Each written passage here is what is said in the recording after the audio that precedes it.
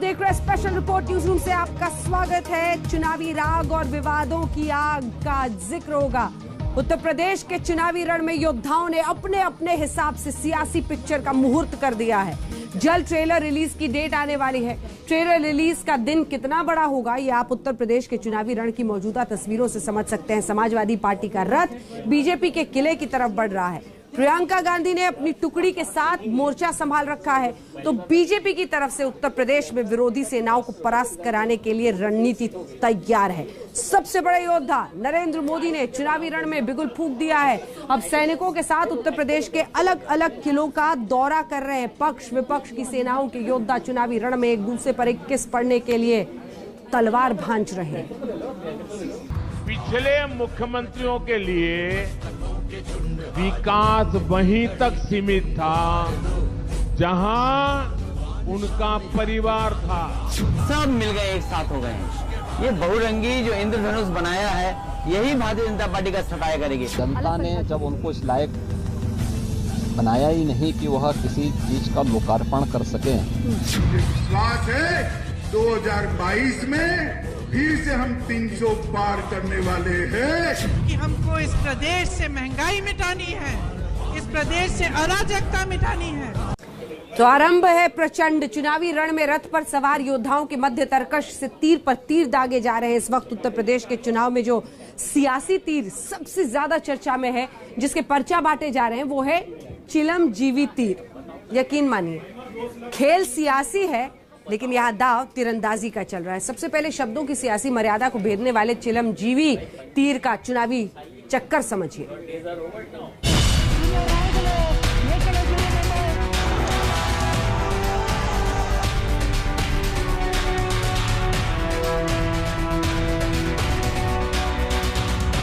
सियासी रथ पर सवार भूतपूर्व मुख्यमंत्री और मौजूदा मुख्यमंत्री योगी आदित्यनाथ के तरकश से निकले नए नए बाण सियासी शुचिता और मर्यादा में छेद कर रहे हैं।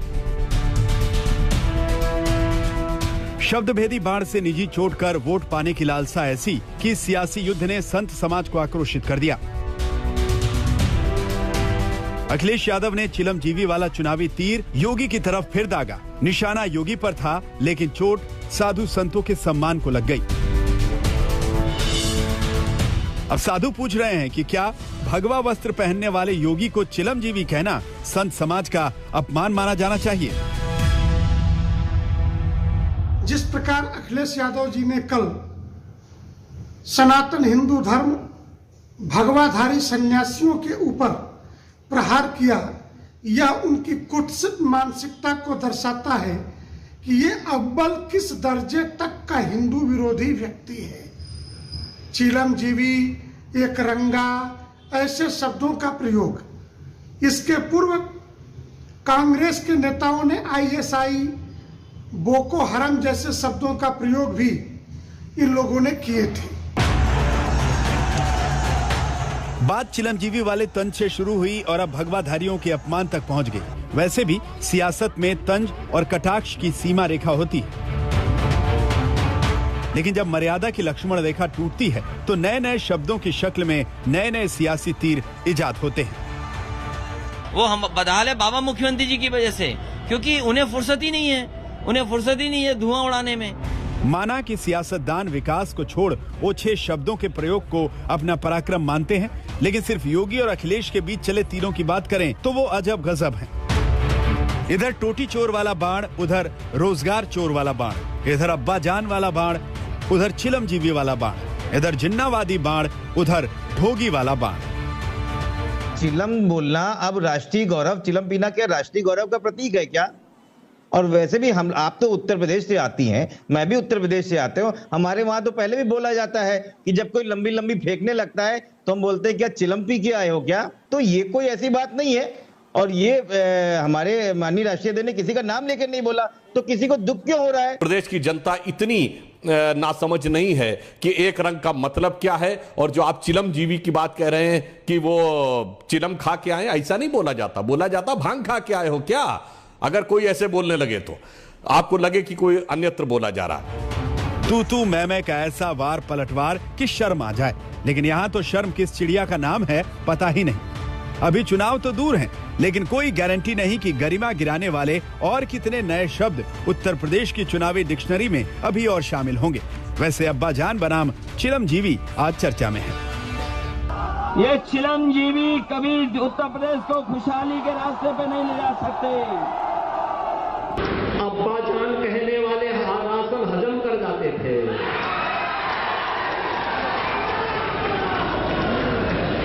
तब कुशीनगर का राशन नेपाल पहुंच जाता था, बांग्लादेश पहुंच जाता था।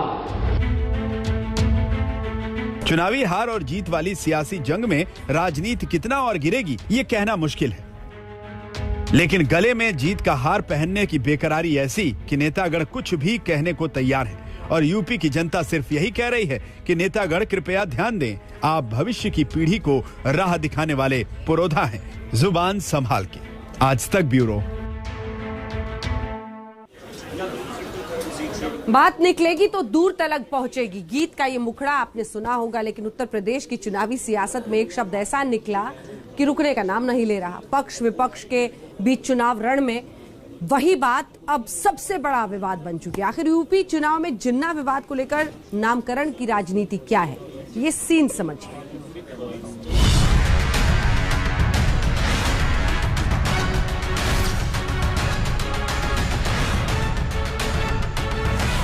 सियासी युद्ध सिर्फ चिलमजीवी जैसे तीर तक सीमित नहीं है। अखिलेश यादव ने चुनावी रण में जिन्ना की बात छेड़ी तो दूर तलक निकली। यूपी का कोना कोना अब जिन्ना जिन्ना से गूंजने लगा है। जनता पूछ रही है मुद्दा क्या है, लेकिन पक्ष और विपक्ष दोनों एक सुर से सिर्फ और सिर्फ जिन्ना जिन्ना चिल्ला रहे हैं। तेरा जिन्ना मेरा जिन्ना, इसी के बीच होड़ मची है। अब अखिलेश यादव का नया नामकरण चुनावी बाजार में लॉन्च हुआ है।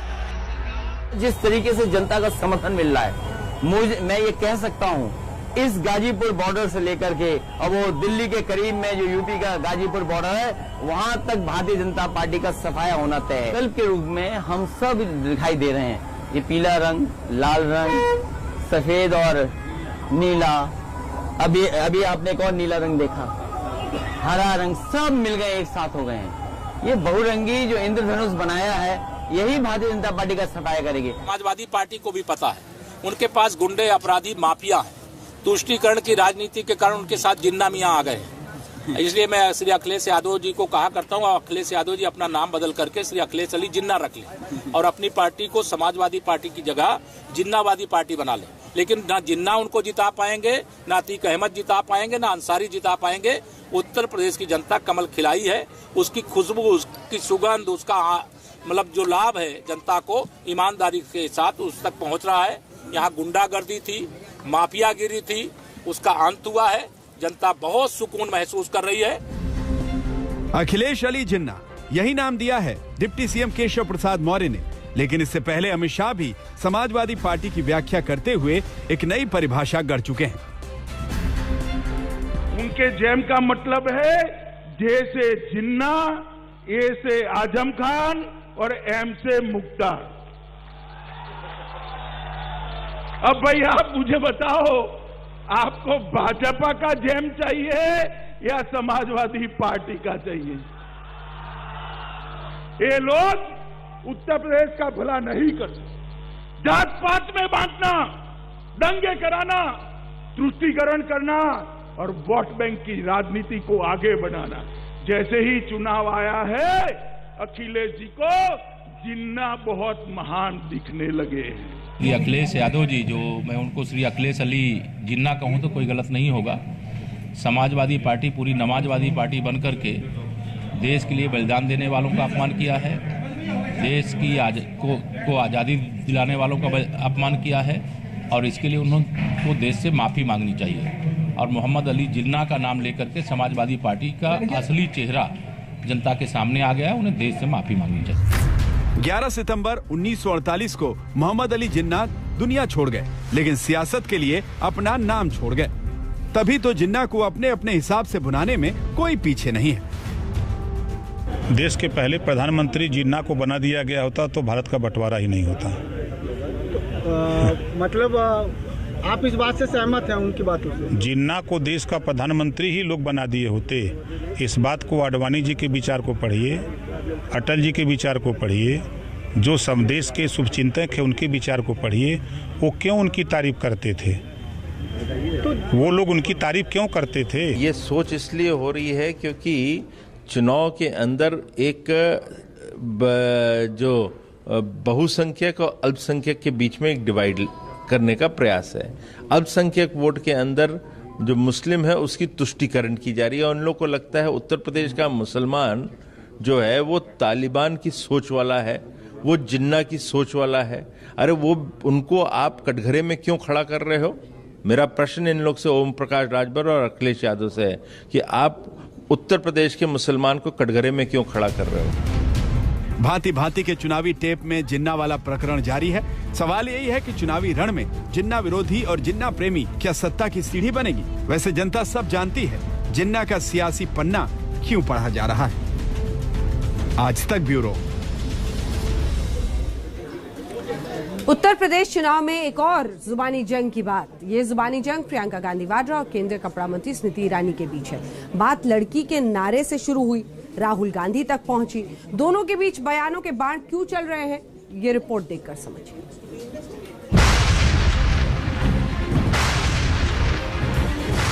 यूपी के सियासी मैदान में तन गई है तलवारें। बीजेपी की स्मृति ईरानी वर्सेस प्रियंका वाड्रा गांधी के बीच, और ये जंग छिड़ गई है लड़का और लड़की के मुद्दे पर।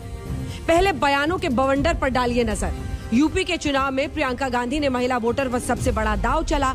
40% महिलाओं को टिकट देने के वादे के साथ लड़की हूँ, लड़ सकती हूँ का नारा दिया। मेरा महिलाओं के लिए यही संदेश है कि पूरी तरह से राजनीति में भागीदार बने, अपनी शक्ति को पहचाने, महिलाओं के लिए महिलाएं खड़ी हों, अपनी आवाज उठाएं, और जो समाज में और जो अत्याचार हो रहा है महिलाओं के साथ, उसके खिलाफ अपने आप खड़े रहें। प्रियंका की इसी रणनीति पर केंद्रीय मंत्री स्मृति ईरानी ने तंज कसा। जवाब प्रियंका वाड्रा गांधी को दिया, लेकिन हमला राहुल गांधी पर कर दिया। कहा घर पर लड़का है लेकिन लड़ नहीं सकता। ये घमासान यही नहीं थमा, आगे डायलॉग बाजी होती रही। प्रियंका गांधी ने स्मृति ईरानी को लड़का वाले बयान पर नसीहत दे डाली। कहा स्मृति ईरानी को महिलाओं का सम्मान करना चाहिए, उन्हें भी कहना चाहिए महिलाएं आगे आए, वे अपने हक के लिए लड़े और इस समाज में आगे बढ़े। महिला होकर इस तरह का बयान गलत है। महिला होते हुए अगर महिलाओं के बारे में इस तरह से टिप्पणी करें तो गलत है। महिला है, उनको महिला का प्रोत्साहन करना चाहिए, उनको कहना चाहिए कि हाँ, लड़कियां को अपने लिए लड़ना चाहिए। यूपी का घमासान है और बयानवीर दम भर रहे हैं। ये नारा उन बेटियों के लिए है जो अपनी लड़ाई मुस्तैदी से पुरजोर तरीके से खुद लड़ने को तैयार है। और अगर स्मृति ईरानी जी एक महिला नेत्री होने के नाते, मुझे लगता है ये एक ऐसा मुद्दा है जहां पर राजनीतिक और दलगत राजनीति होनी ही नहीं चाहिए। ये एक सशक्त बात है, ये पुकार उत्तर प्रदेश की बेटियों की है। और अगर स्मृति ईरानी जी इस पर अपनी तुच्छ राजनीति करेंगी या हंसकर इसको एक उपहास का विषय बनाएंगी, तो महिलाओं की तरफ उनके कमिटमेंट पर सवाल उठेगा। क्या ये हंसी मजाक का विषय है कि उत्तर प्रदेश में महिलाओं का खुलेआम रेप होता है? महिलाओं का प्रोत्साहन होना चाहिए। रीता बहुगुणा जोशी कांग्रेस की किसी जमाने में बहुत कद्दावर नेता हुई, 40 वर्षों का जीवन उन्होंने कांग्रेस को दिया, मगर एक समय इन्होंने समय मांगा, अपॉइंटमेंट मांगा कि मैं प्रियंका वाड्रा को अपनी व्यथा सुनाना चाहती हूं, नहीं मिला। प्रियंका चतुर्वेदी के साथ जो हुआ उत्तर प्रदेश में वो आप और मैं जानता हूं, तो सभी लोग जानते हैं। उसके बावजूद प्रियंका चतुर्वेदी को कांग्रेस पार्टी के आला कमान ने, कांग्रेस पार्टी के बड़े नेताओं ने और खुद प्रियंका वाड्रा जी ने भी नहीं सुना, अनसुनी कर दी।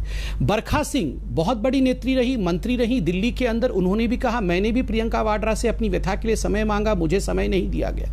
कई सुष्मिता देव जी कुछ दिन पहले कांग्रेस की सांसद रही हैं, बहुत बड़े परिवार से आती है, वो खुद कांग्रेस को छोड़ करके चली गई क्योंकि कांग्रेस में उनकी सुनवाई नहीं हुई। देखिए, मुद्दा महिलाओं के सशक्तिकरण का है। एक्सप्रेसवे पर दौड़ता उत्तर प्रदेश है, लेकिन टीका टिप्पणी घर का लड़का से लेकर जिन्ना पर हो रही है। आज तक ब्यूरो। इधर यूपी के सियासी खेल में बहन जी अपने पत्ते नहीं खोल रही हैं। मायावती का यही चुनावी दाव विरोधियों के हाथ पांव फुला रहा है। उत्तर प्रदेश की 4 बार मुख्यमंत्री रह चुकी मायावती इस बार नई रणनीति से चुनावी रण में उतर रही हैं।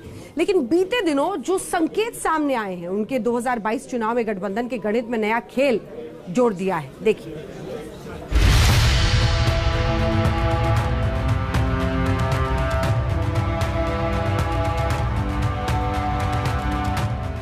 उत्तर प्रदेश के चुनावी दंगल में इन दो तस्वीरों के सियासी मायने तलाशे जा रहे हैं। राजनीतिक शख्सियतों की इन मुलाकातों के मायने सिर्फ शिष्टाचार तक सीमित नहीं होते, बल्कि उसके सियासी मतलब भी होते हैं, क्योंकि माहौल चुनाव का है। दरअसल बीएसपी सुप्रीमो मायावती की मां के निधन के बाद प्रियंका दिल्ली में 3 त्यागराज मार्ग पर उनसे मिलने पहुंची थी। इस दौरान जिस तरीके से प्रियंका गांधी और मायावती की मुलाकात हुई, वो भले ही संवेदना व्यक्त करने वाली दिखाई दी, लेकिन चलते वक्त मायावती और प्रियंका गांधी के बीच हुई बातचीत और बॉडी लैंग्वेज के राजनीतिक गलियारों में मायने निकाले जा रहे हैं। पहले बीएसपी सुप्रीमो के घर प्रियंका गांधी पहुंची थी और आज उत्तर प्रदेश की गवर्नर आनंदीबेन पटेल पहुंची है। ये तस्वीरें आज की हैं। सवाल यही है कि अगले साल चुनाव है, ऐसे सूरत में क्या चुनाव से पहले मायावती से हुई मुलाकात के पीछे कोई खास मकसद है? राजनीतिक विश्लेषक मानते हैं कि उत्तर प्रदेश में जिस तरीके से चुनावी जमीन तैयार की जा रही है, उससे एक बात तो साफ है कि सभी पार्टियां बीजेपी को हराना चाहती हैं। ऐसे में एसपी, बीएसपी और कांग्रेस बगैर गठजोड़ के अलग अलग चुनाव लड़ सकती हैं, लेकिन चुनाव बाद बनने वाले समीकरणों के लिहाज से सियासी बिसात पर रणनीति बनाई जा रही है। यानी चुनाव के बाद अगर ऐसे हालात बने कि सभी दल मिलकर बीजेपी को रोकने की स्थिति में आए, तो ऐसी एकजुटता बन सके। वैसे तो मायावती ने किसी भी दल के साथ गठबंधन के संकेत नहीं दिए, वो लगातार विरोधियों पर हमलावर हैं। केंद्र में व यूपी सहित देश के जिन भी राज्यों में भारतीय जनता पार्टी की सरकारें चल रही हैं, वे भारतीय संविधान की उसकी सही मानवतावादी मंशा के मुताबिक चलने की बजाय ज़्यादातर आरएसएस के संकीर्ण एजेंडे पर ही चल रही है। 2019 में मायावती ने अखिलेश यादव के साथ गठबंधन में चुनाव लड़ा था, लेकिन मोदी और शाह की जोड़ी ने बुआ और भतीजे की जोड़ी को चुनावी मैदान में पटखनी दे दी थी। चुनावी हार के बाद बीएसपी और एसपी की राहें भी जुदा हो गई। रिश्तों में आई तल्खी की दरार अभी तक भरी नहीं है। 2012 के बाद हुए सभी चुनावों में बीएसपी का प्रदर्शन बुरा रहा है। उत्तर प्रदेश में 4 बार मुख्यमंत्री रह चुकी मायावती आज हाशिए पर हैं, लेकिन उनके तेवर अभी बदले नहीं हैं। मुझे पूरा भरोसा है कि अब ये ब्राह्मण समाज के लोग इस पार्टी को, यानी कि भारतीय जनता पार्टी को, इनके किसी भी प्रकार के बहकावे में नहीं आएंगे। 2022 चुनाव में मायावती ने अभी तक गठबंधन के किसी भी तरीके के पत्ते नहीं खोले हैं, इसलिए कई पार्टियां मायावती से मिलकर चुनाव लड़ने के लिए अलग अलग तरीके की कोशिश कर रही हैं। वैसे भी राजनीति संभावनाओं का खेल है और इस खेल में कभी भी कुछ भी मुमकिन है। यहाँ ना कोई स्थायी दोस्त है और ना ही स्थायी दुश्मन। आज तक ब्यूरो। 2022 के चुनावी संग्राम में बड़े बड़े महारथी ताल ठोक रहे हैं। चुनावी रण में सेनाएं सज गई हैं, बिगुल बज चुका है। इस रण में बीजेपी की तरफ से सबसे बड़े योद्धा ने कमान संभाल ली है, यानी विरोधी सेना पर हमला बोलने के लिए खुद मोदी तैयार।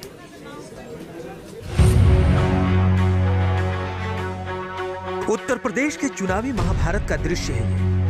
योद्धा अपने अपने रथ पर सवार है। यहाँ मोदी है, यहाँ योगी है, यहाँ अखिलेश है, यहाँ ओवैसी है, यहाँ प्रियंका गांधी है। सियासी युद्ध में विजय पताका लहराने के लिए बीजेपी की तरफ से प्रधानमंत्री मोदी ने मोर्चा संभाला है। मुझे बहुत पीड़ा है कि तब यूपी में जो सरकार थी उसने मेरा साथ नहीं दिया। इतना ही नहीं, सार्वजनिक रूप से मेरे बगल में खड़े रहने में भी उनको पता नहीं वोट बैंक नाराज होने का डर लगता था। मैं एमपी के रूप में आता था तो हवाई अड्डे पर स्वागत करके पता नहीं खो जाते थे। उनको इतनी शर्म आती थी, क्योंकि काम का हिसाब देने के लिए उनके पास खुद था ही नहीं। पूर्वांचल के बाद अब नरेंद्र मोदी बुंदेलखंड की धरती पर 19 नवंबर को चुनावी हुंकार भरेंगे। तैयारी पूरी है। 19 नवंबर से लेकर 21 नवंबर तक, यानी 3 दिनों तक मोदी उत्तर प्रदेश में रहेंगे। एक समय में बसपा का गढ़ माने जाने वाले बुंदेलखंड में 2017 के चुनाव में बीजेपी ने सभी 19 सीटों पर कब्जा किया था। 2022 के चुनाव के लिए ये सीटें उतनी ही महत्वपूर्ण हैं क्योंकि पश्चिम में होने वाले नुकसान की भरपाई कहीं ना कहीं बीजेपी बुंदेलखंड से करना चाहती है। यही कारण है कि पीएम नरेंद्र मोदी का दौरा कई मायनों में महत्वपूर्ण है। न सिर्फ विकास की बयार को बहाना बल्कि बुंदेलखंड में पार्टी के वर्चस्व को कायम रखना भी कहीं ना कहीं एक बड़ी चुनौती है, जिसके लिए प्रधानमंत्री मोदी खुद महोबा और झांसी पहुंचकर कई कार्यक्रमों के जरिए लोकार्पण और शिलान्यास की सौगात देंगे। ये तस्वीर झांसी में राष्ट्र रक्षा समर्पण पर्व की है। प्रधानमंत्री मोदी कल इस पर्व में शिरकत करेंगे। पीएम मोदी कल झांसी के किले से 8 योजना देश को समर्पित करेंगे। सेना को ड्रोन, नेवी को एडवांस इलेक्ट्रॉनिक वॉरफेयर सूट और एयरफोर्स को लाइट कॉम्बैट हेलीकॉप्टर औपचारिक तौर पर सौंपे जाएंगे।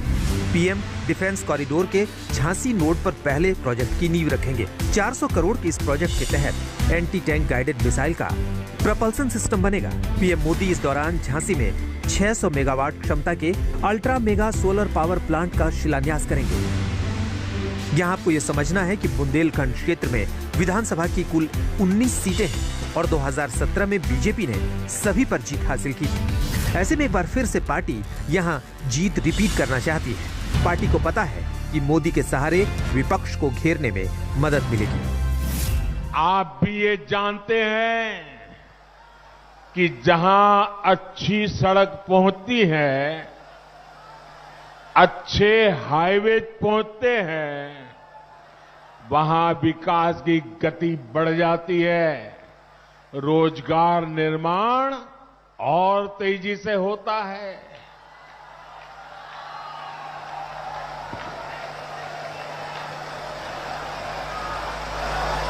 साथियों, उत्तर प्रदेश के औद्योगिक विकास के लिए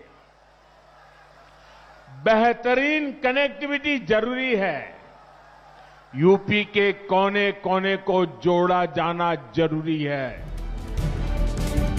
दरअसल 2017 चुनाव में मोदी ने उत्तर प्रदेश में 23 रैलियां की थी। 2022 में मोदी की रैलियों की संख्या बढ़ सकती है। पिछली बार की तरह ही बीजेपी अपने प्रचार अभियान को मोदी के इर्द गिर्द गढ़ने में जुटी है। यानी मोदी की छवि का इस्तेमाल बीजेपी यूपी में भरपूर करेगी। महोबा से नाहिद अंसारी के साथ अभिषेक मिश्रा और कुमार अभिषेक, लखनऊ, आज तक। उत्तर प्रदेश विजय के लिए बीजेपी ने क्या नई रणनीति बनाई है, आपको दिखाएं। उससे पहले सुनिए बीजेपी के नेता यूपी चुनाव को लेकर क्या भविष्यवाणी कर रहे हैं। तो अभी जो स्थिति देख रहे हैं, इसमें कोई दो राय नहीं है कि भाजपा की सरकार पुनः ऐतिहासिक सीटों के साथ वापस आ रही है, ऐतिहासिक मतों से वापस आएगी। और ऐसा हमें इसलिए भी लग रहा है क्योंकि जो विपक्ष है वो इतना औंजाया हुआ है, इतना हताश दिख रहा है कि वो कभी डेवलपमेंट पे बात ही नहीं करता। अभी जैसे ही हरक्यूलिस विमान, मतलब एयरफोर्स का विमान हाईवे पूर्वांचल एक्सप्रेस पे उतर जाता है तो पिछले सरकारों की तो कल ही खुल जाती है। पूज्य योगी महाराज ही मुख्यमंत्री रहेंगे। 300 के पार हम लोग जाएंगे, 350 आ जाएं, 325 आ जाएं। I want be surprise. एक मैसिव सी लहर आएगी। वोटिंग के दिन आप देख लीजिएगा, प्रभु राम का आशीर्वाद होगा और एकदम हर हर महादेव का एक नारा होगा। सब लोग बोलेंगे एक साथ, नमः पार्वती पते हर हर महादेव। और पूज्य योगी महाराज जी बोलेंगे, मैं योगी आदित्यनाथ शपथ लेता हूँ। ये साउंड आप सुनिएगा और ये देखिएगा मेरी बात, क्योंकि अभी तो हम लोग का मंच शुरू होगा। अभी तो हम लोग चुनाव में उतरेंगे, अभी हम लोग और ज़मीन पे आएंगे। हमको लाखों योजनाएं गिनाना है। हम सारे माननीय विधायकगण को आपके द्वारा, आपके टीवी के चैनल के द्वारा बोलना चाह रहे हैं आज तक के, कि सब लोग खाली यही काम करें कि योजनाओं को याद कर लें। कितनी लाभार्थी हैं, सारी चीज़ें, जितना ये 4-4.5 साल में लोगों को जो फ़ायदा हुआ है, जो मदद मिली, जो विकास हुआ है, जो मेडिकल कॉलेज से लेके वो एजुकेशनल हब है, या वो समस्त चीज़ें जो कभी सपने में लोगों ने नहीं सोचा था, वो एयरपोर्ट हो, वो हाईवेज हो, वो एक्सप्रेसवे हो, एवरीथिंग, वो एम्स हो, वो खाली याद करना है, मंच पे वही बोलना है कि मोदी योगी की सरकार में आप लोगों को ये मिला है, मोदी जी की सरकार में। और हम लोग एकदम हरहरा के, एकदम हुर्रा के जीतल जाइए पूरा, फिर महाराज जी फिर बनिए न हो।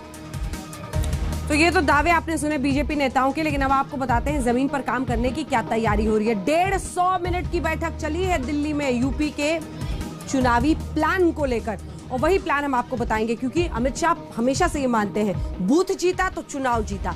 बूथ के स्तर पर क्षेत्रवार तरीके से कैसे लोगों को प्रभारी बड़े चेहरों को बनाया जा रहा है, वो हम आपको बता दें। मिशन उत्तर प्रदेश में जेपी नड्डा कानपुर और गोरखपुर क्षेत्र में एक तरह से प्रभारी होंगे, और बूथ तक के स्तर पर कौन क्या कहां पर कितने, कौन स्टार प्रचारक होंगे, कौन कितने वहां पर अलग अलग जगहों पर रैलियां करेगा, क्या संदेश होगा, कौन से काम गिनाने, ये सब कुछ माइक्रो मैनेजमेंट का प्लान इन लोगों के जिम्मे होगा। राजनाथ सिंह रक्षा मंत्री भी अवध और काशी इस पूरे इलाके में तय करेंगे कि किस तरह की स्ट्रैटेजी को अपनाना है।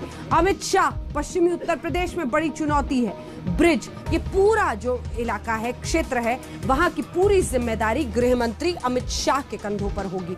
और इसी के साथ आपको बता दें कि ये तमाम चेहरे इसलिए वहां पर प्रभारी बनाए गए हैं ताकि क्षेत्रवार तरीके से ये तय किया जा सके कि स्टार प्रचारक कौन कितनी रैलियां करेगा, कितने लोगों को कहां से इकट्ठा करना है, कैसे पूरा का पूरा प्लान बनेगा बीजेपी का उत्तर प्रदेश के लिए। हम ब्रेक नहीं ले रहे हैं स्पेशल रिपोर्ट में, इस वक्त की हेडलाइंस दिखाने के बाद आएंगे तो आपको बताएंगे यूपी चुनाव से पहले एक किताब पर क्यों है विवाद।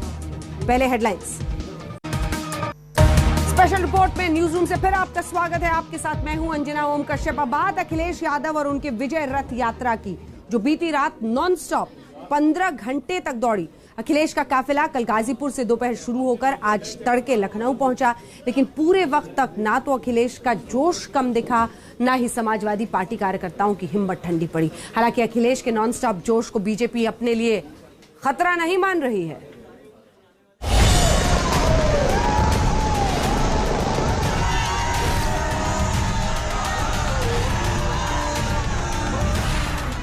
भारतीय जनता पार्टी के प्रधानमंत्री जी ने ऐसी सड़क नहीं देखी होगी, न बनाई होगी, जैसी सड़क आगरा से लखनऊ एक्सप्रेसवे और लखनऊ से गाजीपुर वाला एक्सप्रेसवे है। कोई चला चार पहिए की गाड़ी में और कोई चला पैदल। अभी तो जनता को करना इन्हें पैदल, ये तो पहले ही पैदल हो गए।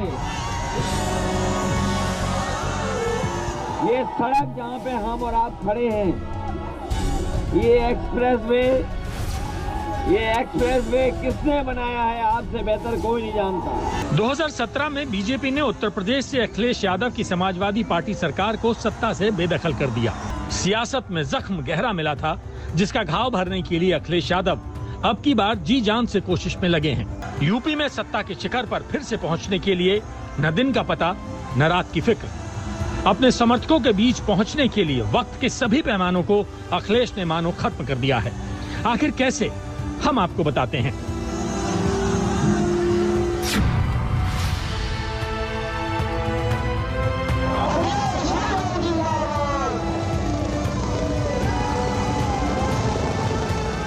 दरअसल अखिलेश यादव 17 नवंबर को दोपहर 1:30 पर सबसे पहले हेलीकॉप्टर से पूर्वांचल के इलाके गाजीपुर के पखनपुरा इलाके में पहुंचे।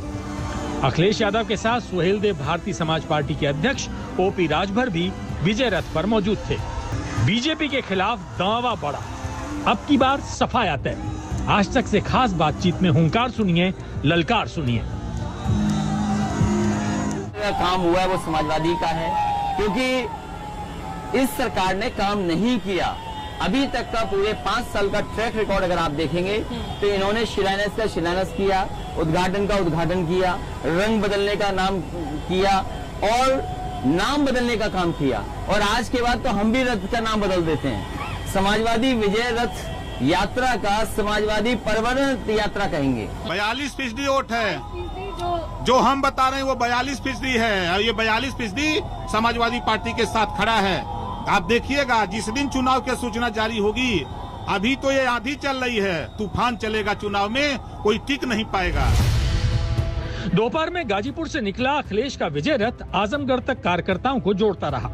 रास्ते में हर 5 किलोमीटर पर समर्थकों का हुजूम अखिलेश का जोश बढ़ाता रहा।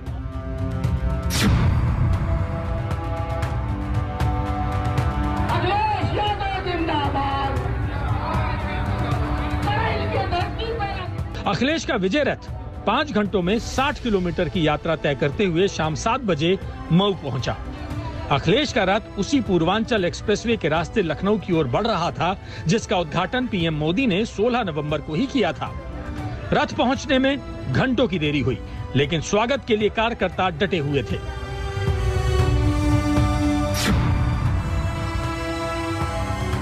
मऊ के बाद अखिलेश का काफिला उनके संसदीय क्षेत्र आजमगढ़ पहुंचा। घड़ी की सुई 1.5 घंटे आगे बढ़ चुकी थी। सूरज की रोशनी में निकली विजय यात्रा अब रात के अंधेरे में आगे बढ़ रही थी। अखिलेश ने अपनी बस की छत से ही कार्यकर्ताओं को संबोधित किया और बीजेपी सरकार पर जमकर निशाना साधा।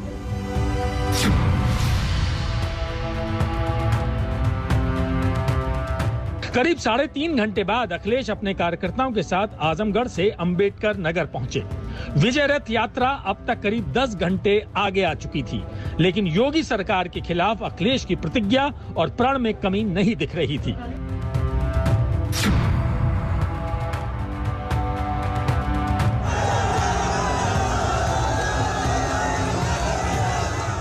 रात 2 बजे अखिलेश का काफिला सुल्तानपुर पहुंचा, जहां अखिलेश ने एक्सप्रेसवे पर ही जनसभा को संबोधित किया।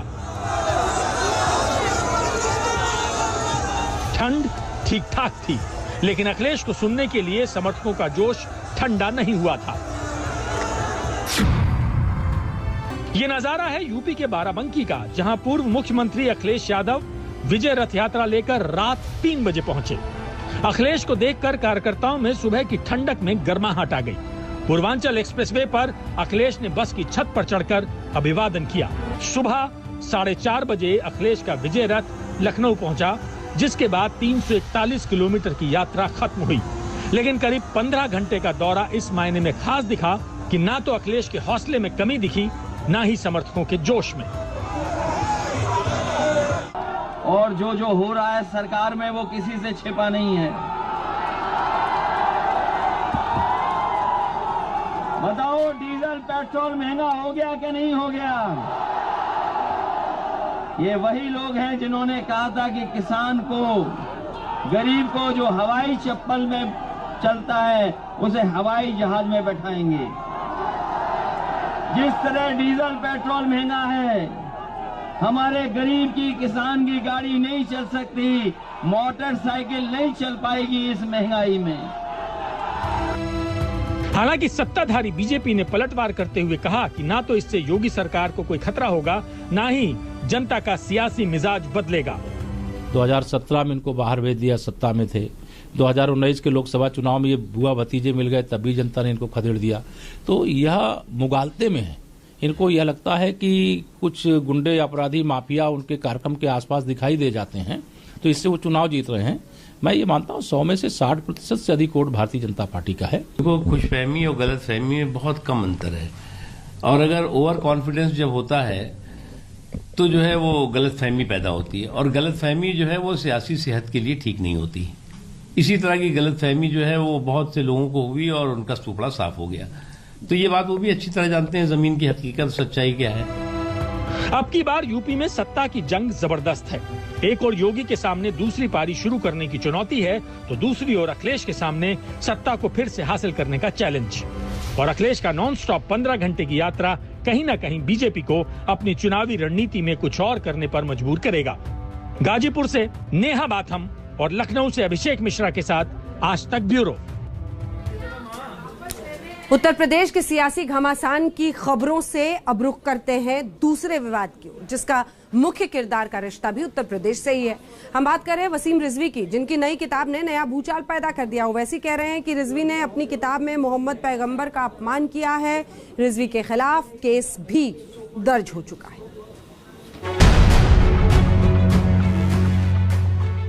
उत्तर प्रदेश शिया वक्फ बोर्ड के पूर्व अध्यक्ष वसीम रिजवी हमेशा ही खबरों में रहते आए हैं। एक बार फिर से मौका आया है। वसीम रिजवी ने किताब लिखी है मोहम्मद। उनका दावा है कि इस किताब से पैगंबर मोहम्मद का चरित्र उजागर होगा, जिससे लोग अब तक अनजान हैं। हालांकि वसीम रिजवी के इसी दावे से कई मुस्लिम संगठनों को सख्त आपत्ति है। AIMIM के असदुद्दीन ओवैसी को तो वसीम रिजवी की किताब कुछ ज्यादा ही नागवार गुजरी है। ओवैसी सीधे हैदराबाद के पुलिस कमिश्नर से मिलने पहुंच गए, शिकायत दर्ज कराई, जिसके बाद एफआईआर रजिस्टर की गई। पहले सुनिए रिजवी का दावा और फिर ओवैसी की दलील। मैंने एक किताब लिखी है जिसका नाम है मोहम्मद, जो कि मुसलमानों के रसूल मोहम्मद के चरित्र को उजागर करती है। इस्लाम दुनिया में क्यों आया और इतना आतंकवादी विचार क्यों रखता है, इसको उजागर करती है। हमने उस किताब के बाद इख्तिसाबात भी कमिश्नर पुलिस को रिप्रेजेंटेशन में दिए। हमने इस बात का मुतालबा किया कि इस शख्स के खिलाफ 153A, 153B, 295A, 504 और 505 subsection 1 subsection C of IPC में केस बुक किया जाए। मुस्लिम संगठनों का पारा इसलिए चढ़ा हुआ है क्योंकि वसीम रिजवी ने अपनी किताब मोहम्मद का विमोचन गाजियाबाद के महाकाली मंदिर में महंत यति नरसिंहानंद सरस्वती से कराया था। रिजवी का कहना है कि इस्लाम दुनिया में क्यों आया और इतना आतंकवादी विचार क्यों रखता है, इसी बात को उनकी किताब उजागर करती है। वसीम रिजवी पहले भी अपने बयानों की वजह से विवादों में रहे हैं, लेकिन इस बार मामला पैगंबर मोहम्मद से जुड़ा है, लिहाजा उन्हें अपनी जान पर भी खतरा मंडराता हुआ दिख रहा है। उन्होंने कैमरे पर बाकायदा यहां तक ऐलान कर दिया कि उनका अंतिम संस्कार हिंदू रीति रिवाज से किया जाए।